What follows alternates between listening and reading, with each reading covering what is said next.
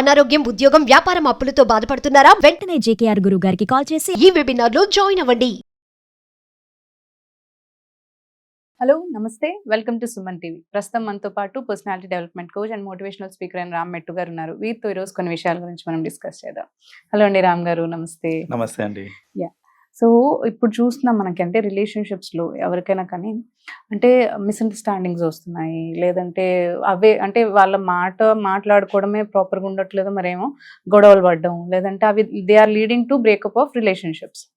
యాక్చువల్గా నా doubt, common doubt ఏంటి అంటే, అసలు ఆడవాళ్ళు అంటే మెన్ దగ్గర నుంచి, మగవాళ్ళ దగ్గర నుంచి కోరుకునేది ఏంటి అసలు? కోరుకునేది ఏంటి అంటే ఇక్కడ చాలా ఉంటాయండి యాక్చువల్గా. Like when it comes it's a very long list యాక్చువల్గా. But two most important things చెప్తానండి, విచ్ మోస్ట్ విమెన్ ఏంటంటే మగవాళ్ళ దగ్గర నుంచి కోరుకుంటూ ఉంటారు, స్పెషల్లీ వాళ్ళ పార్ట్నర్ దగ్గర నుంచి. టూ థింగ్స్ కోరుకుంటారండి. అందులో ఫస్ట్ వన్ వచ్చేసి లవ్ అండ్ అండర్స్టాండింగ్ అండి. ఈ రెండు చాలా important, love and understanding. So మీరు ఒక అమ్మాయికి మీరు ఎన్ని డబ్బులన్నా ఇవ్వండి, మీరు ఎన్ని సంబంధం లేదు, it doesn't matter actually. Most important is how much love you are sowing.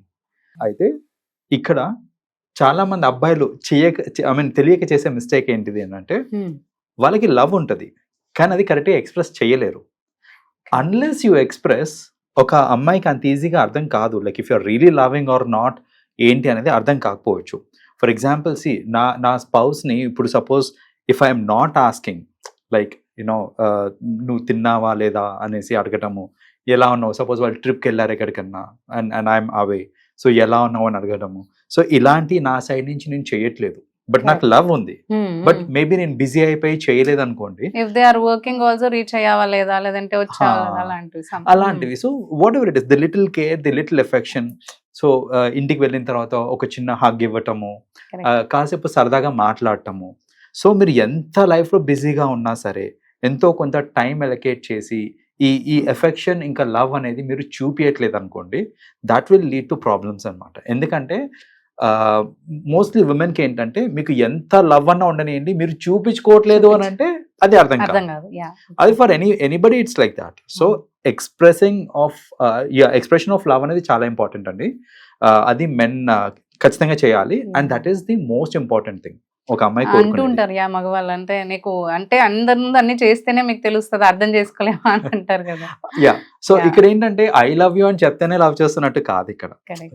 The kind of actions మనం ఇందాక మాట్లాడుకున్నట్టు, సో యాక్షన్స్ త్రూ చూపించటము, ఇలాంటివి చాలా ఇంపార్టెంట్ అనమాట. So that is one thing అండి. And the second thing is like understanding అని చెప్పండి. లవ్ అండ్ అండర్స్టాండింగ్ అన్న దాంట్లో అండర్స్టాండింగ్ ఎలిమెంట్ కూడా చాలా ఇంపార్టెంట్. సో ఇక్కడ అండర్స్టాండింగ్ అనేది they have to know that you know there are couple of things that women also expect. తనని కూడా అర్థం చేసుకోవాలి, తన పర్స్పెక్టివ్ని కూడా చూసుకోవాలి. చాలా మంది ఏంటంటే మెన్ అనేది వాళ్ళ పర్స్పెక్టివ్ నుంచే ఆలోచిస్తూ ఉంటారు ఏ విషయం అన్నా సరే, కానీ అలా కాకుండా ది అదర్ సైడ్ నుంచి కూడా ఆలోచిస్తే, అంటే విమెన్ పర్స్పెక్టివ్లో కూడా ఆలోచిస్తే కనుక that is when they'll be able to understand better.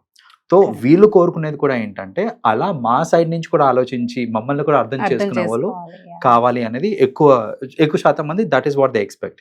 So ఆ అండర్స్టాండింగ్ కనుక లేదనుకోండి, మీరు ఎంత లవ్ చేస్తున్నా ఏదో ఒక పాయింట్లో ఇరిటేషన్స్ అనేది వస్తూ ఉంటుంది, just because of lack of understanding. So ఇక్కడ లవ్తో పాటు, అందుకనే నేను ఫస్ట్ పాయింట్లో లవ్ అండ్ అండర్స్టాండింగ్ అన్నాను, because they go hand in hand అనమాట.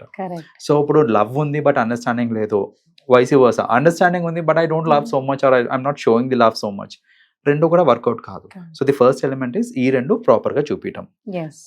The second element which is very important in a healthy relationship, specially what women expects is security.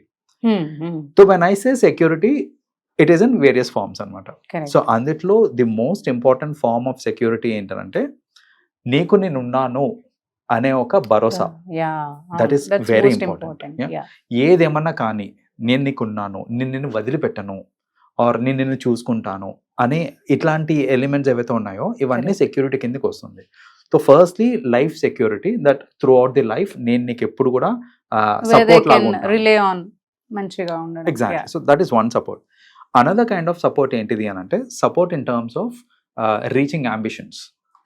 Right. So ఇప్పుడు ఒక security in the sense, I mean you know నా అంబిషన్కి నా partner ఎవరైతే ఉన్నారో, like my husband అవ్వచ్చు లేదా boy friend అవ్వచ్చు, వాళ్ళు నాకు సపోర్ట్ చేస్తారు అన్నప్పుడు కూడా ఏంటంటే ఒక సెన్స్ ఆఫ్ సెక్యూరిటీ అనేది వస్తుందన్నమాట. లేదు సపోర్ట్ చేయరు అన్నప్పుడు మళ్ళీ వాళ్ళకి ఏంటంటే ఒక కైండ్ ఆఫ్ ఇన్సెక్యూరిటీ వచ్చేస్తుంది ఆ రిలేషన్షిప్ లో అనేది. సో సెక్యూరిటీకి another reason is this kind of support in terms of reaching their goals and all. Financial support కూడా చాలా ఇంపార్టెంట్ అండి. చాలా మంది దీన్ని తక్కువ చేసి చూడటము, లేకపోతే ఎందుకంత కమర్షియల్ గా ఆలోచిస్తారు అని అనుకుంటా ఉంటారు రిలేషన్షిప్స్ లో. కానీ ఏ రిలేషన్షిప్ కన్నా సరే ఫినాన్షియల్ సపోర్ట్ అనేది చాలా అవసరం. సో నన్ను చూసుకోగలుగుతారు ఫ్యూచర్లో, ఒకవేళ if you're getting married or if you're already married, నాకు కానీ పిల్లలకి కానీ ఏ లోటు ఉండదు in terms of finances. So ఇలా ఈ ఫినాన్షియల్ సెక్యూరిటీ ఇవ్వడం కూడా it is very important. Mostly financials proper గా లేకపోతేనే చాలా గొడవలు కూడా అవుతూ ఉంటాయి. ఎగ్జాక్ట్లీ. సో మోస్ట్ గొడవలకి అదే రీజన్ అవుతుందండి. ఏంటంటే తనేదో కోరుకుంటది, అది ఇవ్వలేని పరిస్థితిలో భర్త ఉండొచ్చు. సో అక్కడ వాళ్ళు ఏంటంటే కమ్యూనికేట్ చేసుకొని ఎవరి స్తోమత ఏంటి, మనం కావాల్సింది ఏంటి, మనం ఎలా ఉండాలని వాళ్ళు కమ్యూనికేట్ చేసుకోవాలి. కమ్యూనికేట్ చేసుకోకుండా అక్కడ గొడవ పడి లేదు నేను కొనను అని చెప్పి కఠినంగా అనటము ఇలాంటివి కాకుండా వాళ్ళు ఏంటంటే ఒక you know proper understanding in terms of communication కూడా బాగా జరిగింది అనుకోండి, అప్పుడు ఏంటంటే వాళ్ళకి ఇలాంటి ప్రాబ్లమ్స్ ఏం జరగవు అనమాట. సో ఈ సోషల్ సెక్యూరిటీ, మన ఫినాన్షియల్ సెక్యూరిటీ కూడా important. And the last thing is the social security. Social security is సొసైటీలో the kind of security that I have, like you know నాకు ఏ ఇబ్బంది లేకుండా నేను సొసైటీలో బతకగలుగుతాను అనే ఒక భరోసా. సో దాట్ ఇంక్లూడ్స్ ఎవ్రీథింగ్ అనమాట. దట్ జస్ట్ నాట్ అంటే ఒకటి ఫినాన్షియల్ సెక్యూరిటీయే కాదు, it is the kind of respect that I get from the society, being in a family or ఒక అబ్బాయితో అసోసియేట్ అయ్యి ఉన్నాను నేను అంటే నాకు ఎలాంటి రెస్పెక్ట్ వస్తుంది సొసైటీలో నాకు వచ్చే హోదా, ఇవన్నీ కూడా ఆలోచిస్తూ ఉంటారు అనమాట.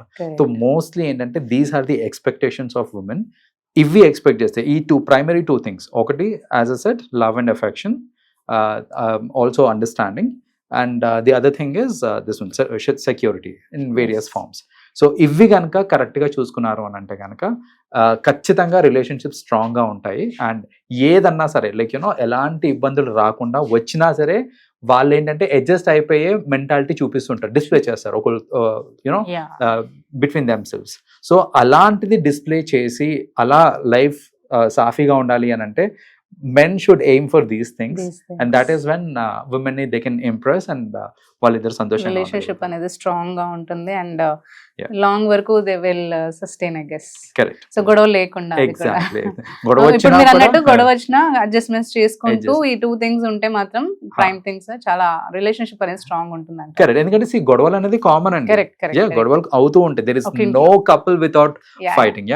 కానీ దాన్ని వాళ్ళు ఏ లెవెల్ దాకా తీసుకెళ్తున్నారు, ఎంత వరకు కాంప్రమైజ్ అవ్వడానికి రెడీగా ఉన్నారు అనేది ఈ ఎలిమెంట్స్ మీద డిపెండ్ అయి ఉంటాయి.